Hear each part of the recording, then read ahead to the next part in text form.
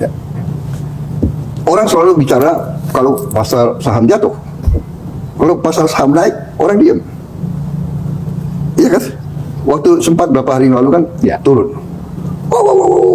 Ya, ekonomi Indonesia kacau, gelap, gagal, bla bla bla.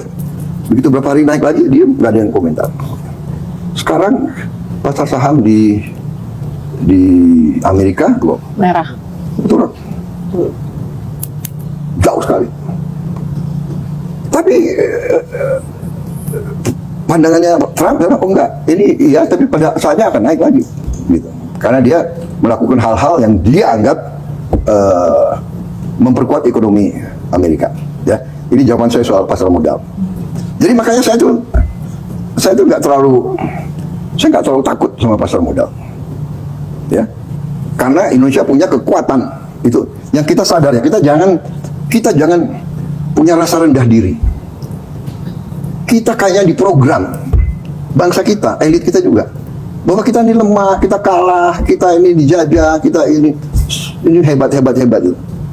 Loh, kita hutang besar, hutang kita dibandingkan dengan banyak negara, hutang kita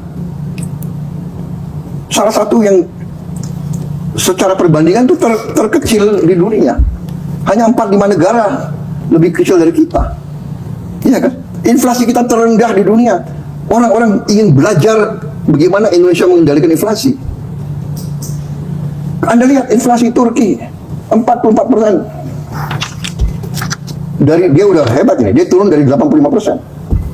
Argentina 117%, dia udah turun. Gak tahu 300% dia.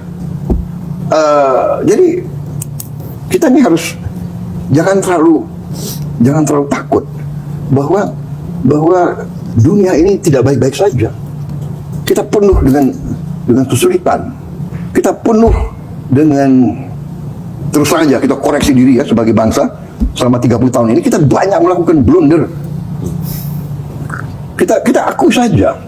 Jangan salah siapa presiden. Masa satu presiden bertanggung jawab atas semua? Ini banyak blunder. Dan ini juga salah.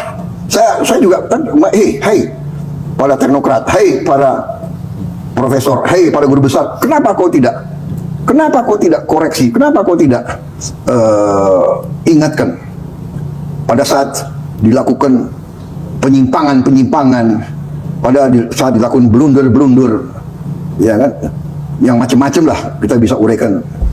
Ya, jadi itu satu. Nah, kedua, masalah Trump. Ya, nah masalah Trump ini kita harus lihat nanti.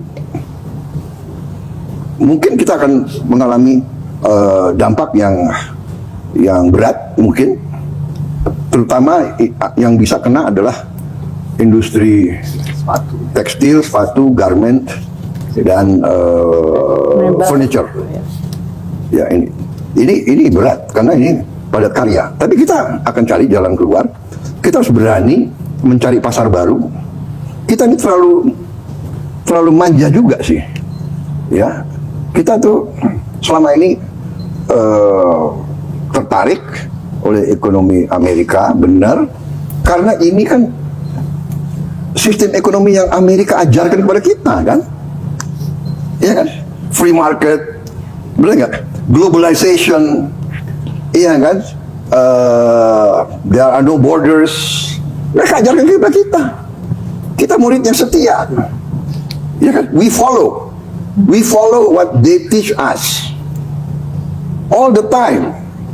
The 60s, the 70s, the 80s, the 90s, 98, 99 kita ikut IMF. Paling setia, paling loyal.